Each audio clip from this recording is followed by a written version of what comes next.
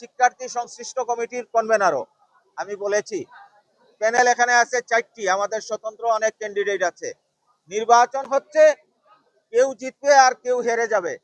যে জিতবে আমরা জগন্নাথের 18,000 শিক্ষার্থী, শিক্ষক, কর্মকর্তা, কর্মচারী জিতে যাব, সেই হবে আমাদের প্রতিনিধি। সুতরাং এই মানসিকতা নিয়ে আমাদের সকলকে অবশিষ্ট যে সময়টুকু আছে সেটুকু আমরা পার করব এবং দায়িত্বশীল হিসাবে, সেটা শিক্ষক হোক, কর্মকর্তা হোক, রিটার্নিং কর্মকর্তা হোক আর সহকারী হোক, সাংবাদিক হোক, বিএনসিসি হোক আর পুলিশ হোক, কেউ যেন কোনো ধরনের কোনো পক্ষপাতিত্ব না করে, এই বিষয়টি আপনাদের মাধ্যমে আমরা নিশ্চিত হতে চাই।